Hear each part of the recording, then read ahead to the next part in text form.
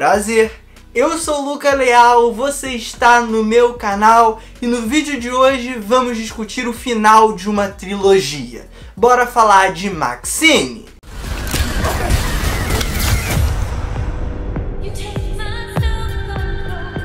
Na Hollywood dos anos 80, uma jovem chamada Maxine que trabalha com filmes adultos busca um espaço na indústria do cinema. No entanto, enquanto isso ocorre, uma série de assassinatos assola a cidade. Maxine, filme que chega aos cinemas na próxima semana, é o fechamento de uma trilogia. O primeiro filme é X, A Marca da Morte, e o segundo é Pearl. Os três protagonizados por Mia Goth e dirigidos por Ti West. E essa é uma trilogia que dá o que falar no meio da cinefilia. Tem quem ame, tem quem odeie e tem quem tá ali no meio termo, vendo que alguns filmes são melhores que outros, mas de certa forma aproveitando essa trilogia. E eu acho que eu me enquadro aí. Eu gosto do X e como ele propõe uma espécie de desconstrução do cinema slasher, bebendo muito de clássicos, é claro, desde Sexta-feira 13,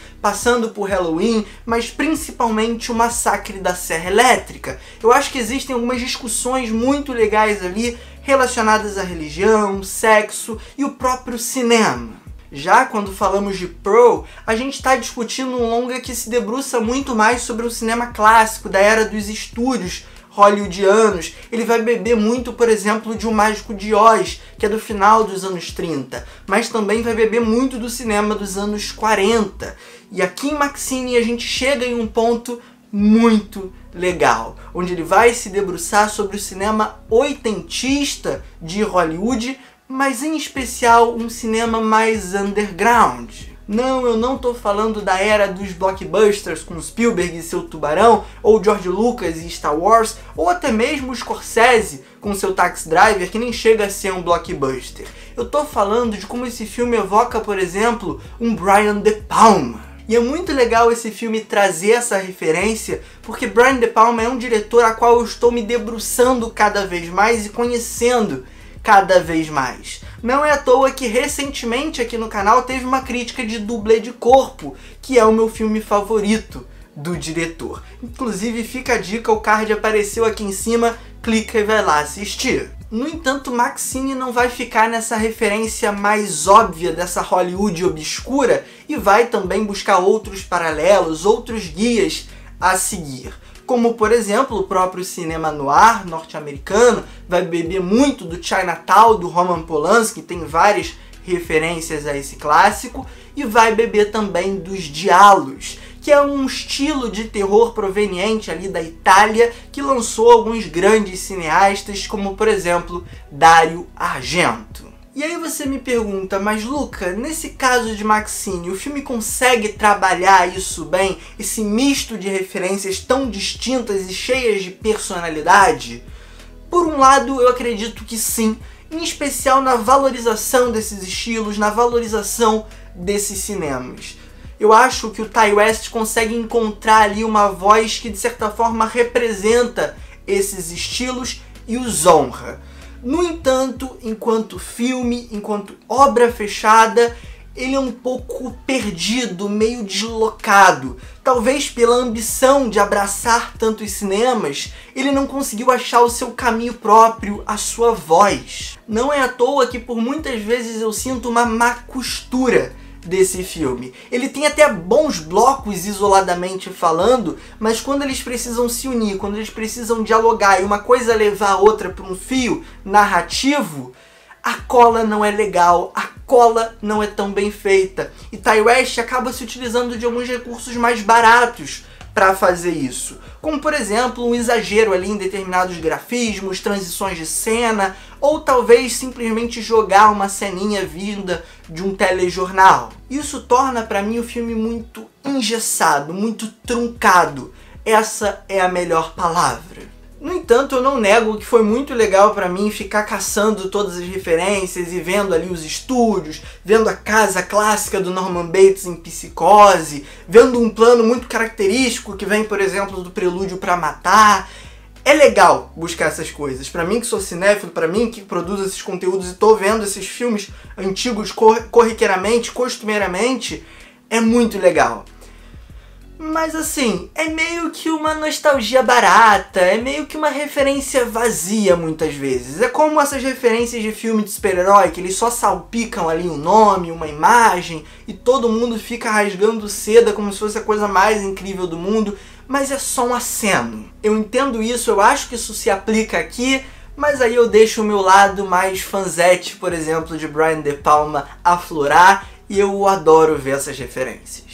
Mas voltando à discussão para a narrativa do filme de fato, eu acho que tematicamente ele tem alguns discursos muito legais e que dialogam muito com o tempo presente e toda essa conservadorização que está rolando no cinema, se é que essa palavra existe, com o jovem de certa forma negando o sexo, negando a violência, negando a nudez. O filme está de certa forma respondendo isso, mas eu sinto que isso está muito mais no discurso do que necessariamente nas imagens, em como o filme se constrói e como ele se faz diante do público. Porque sim, ele tem essa coisa do discurso transgressor, do discurso de fazer e acontecer, mas a nudez nele é completamente tolhida, principalmente se a gente compara com X, que foi o primeiro filme da trilogia.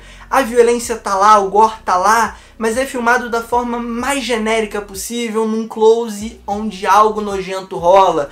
Então eu sinto que o discurso tá em contraste com as imagens e o filme tematicamente não se desenvolve da forma que poderia. E até se eu quiser problematizar um pouquinho mais essa questão das temáticas e das discussões, eu acho que o filme se perde em alguns momentos, ele tem umas divagadas ali, onde ele parece perder a atenção de fato. Ele tem alguns núcleos muito específicos que por vezes se cruzam, por vezes parecem desconexos. Você não sabe necessariamente se ele está falando sobre a Maxine e a sua jornada de ascensão, se ele está falando de como as mulheres são enxergadas naquele meio, se ele está falando sobre o serial killer que está rondando Hollywood, se ele tá falando da indústria. Ele tenta falar de tudo, ele tenta abraçar tudo, mas no final, profundamente não tá falando de nada. E aí você me pergunta, mas Luca, como está a Mia Goth nesse filme? Ela brilha em Pearl, ela brilha em X, como ela tá aqui? Desses três filmes, digo com certa tranquilidade, é um trabalho dela que menos brilha, que menos chama atenção. Não sei se é por uma repetição desse tipo de papel, que costumeiramente agora ela está fazendo em Hollywood, em outros filmes para além dessa trilogia. Ela segue uma linha parecida, por exemplo, no Piscina Infinita, do filho do Cronenberg. Mas aqui eu já sinto que não tem a mesma força, não tem o mesmo impacto.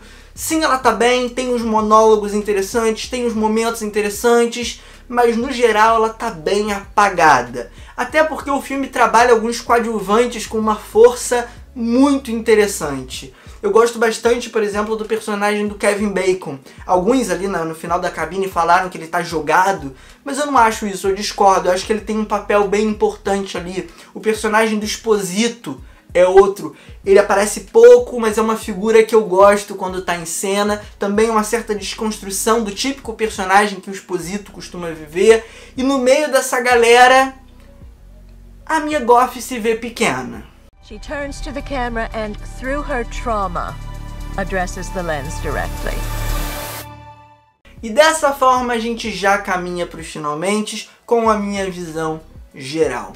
Maxine é um filme divertido que vai ser legal você caçar as referências de cinema, em especial se você está familiarizado, por exemplo, com Hitchcock, com Brian De Palma, com cinema noir, com os diálogos italianos. Mas para além disso, é uma experiência narrativa minimamente ousada. Ti West teve coragem de alçar voos bem longos e bem altos.